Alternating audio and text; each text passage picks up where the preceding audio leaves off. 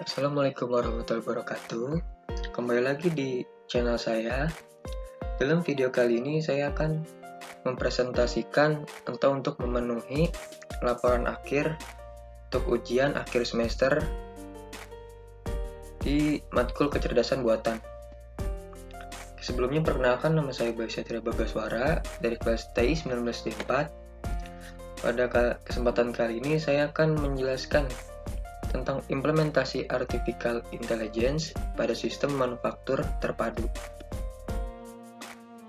Pendahuluannya yaitu Artificial Intelligence atau AI merupakan salah satu teknologi yang sedang populer saat ini.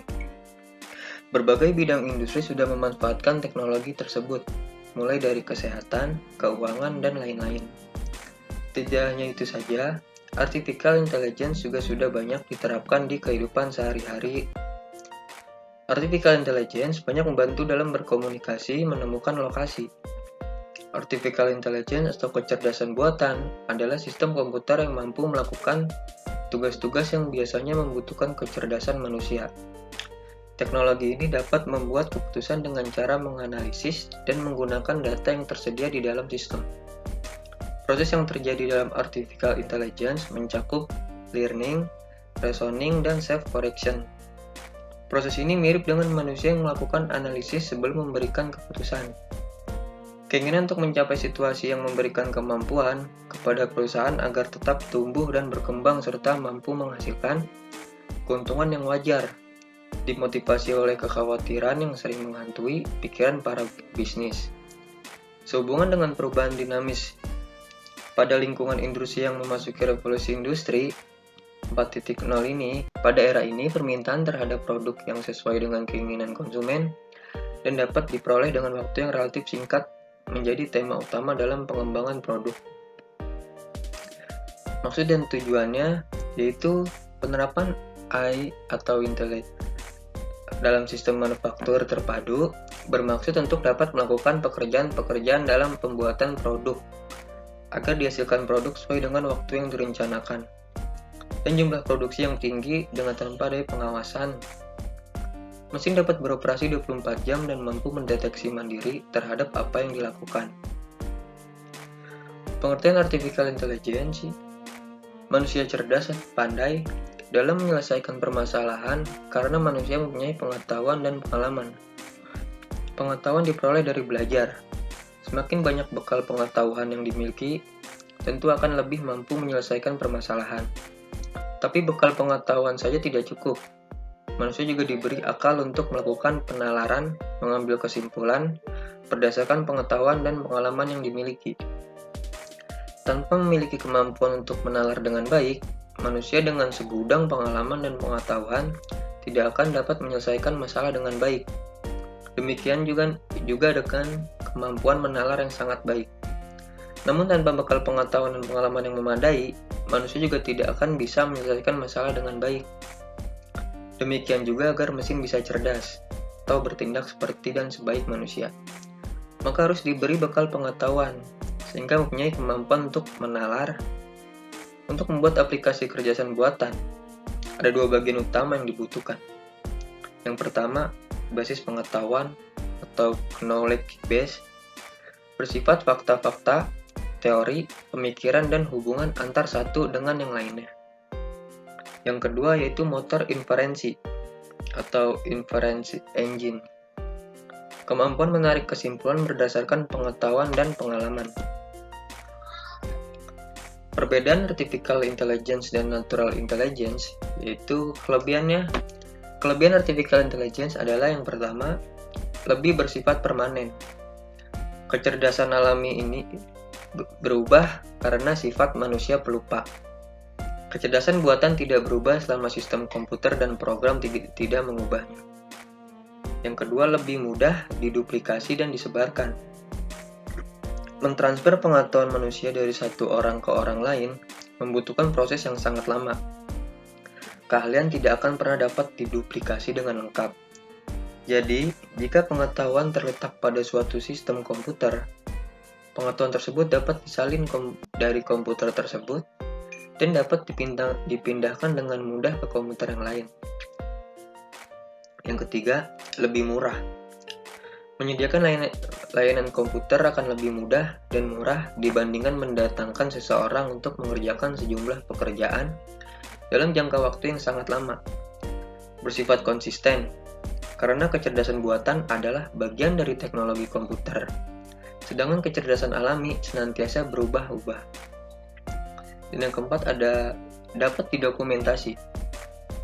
Keputusan yang dibuat komputer dapat didokumentasi dengan mudah, dengan cara melacak setiap aktivitas dari sistem tersebut. Kecerdasan alami sangat sulit untuk direproduksi. Yang kelima ada cara kerja lebih cepat, dan yang keenam hasil lebih baik. Sedangkan kelebihan natural intelligence yaitu yang pertama kreatif. Manusia memiliki kemampuan untuk menambah pengetahuan. Sedangkan pada kecerdasan buatan, untuk menambah pengetahuan harus dilakukan melalui sistem yang dibangun. Yang kedua, memungkinkan orang-orang untuk menggunakan pengalaman secara langsung. Sedangkan pada kecerdasan buatan harus bekerja dengan input simbolik. Dan yang ketiga, pemikiran manusia dapat digunakan secara luas. Sedangkan kecerdasan buatan sangat terbatas. Tantangan di sektor industri dan pemerintahan. Yang pertama, sektor industri.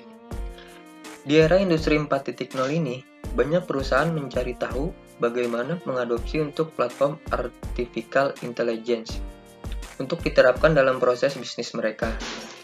Strategi pengintegrasian artificial intelligence seluruh dimulai dari akuisisi data, desain struktur sistem hingga mencari algoritma atau metode yang membantu menyelesaikan permasalahan yang kompleks di dalam proses produksi dari awal hingga akhir pada industri, khususnya industri manufaktur.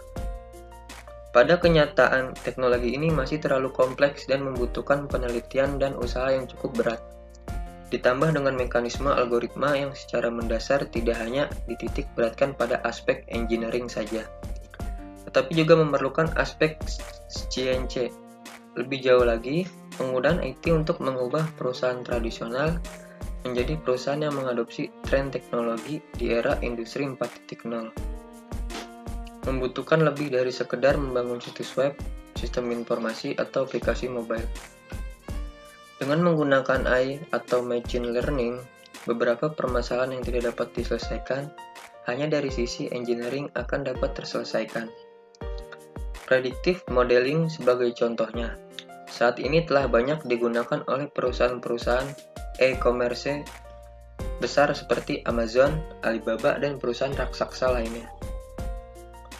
Yang kedua di sektor pemerintahan.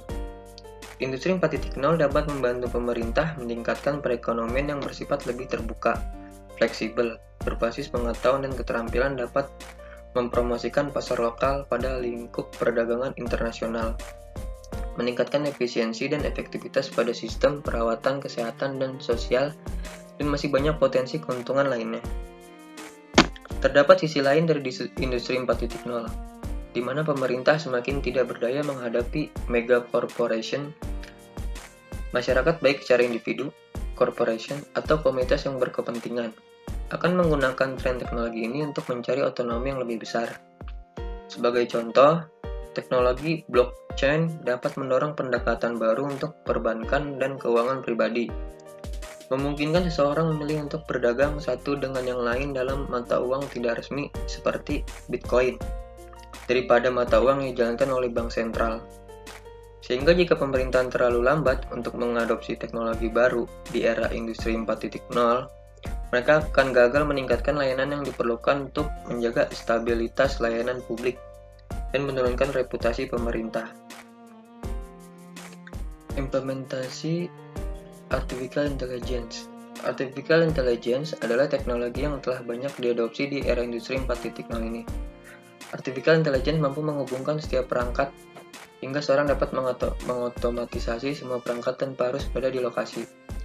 Lebih dari itu, saat ini telah banyak mesin yang dapat menginterpretasi suatu kondisi atau kejadian tertentu dengan bantuan Artificial Intelligence.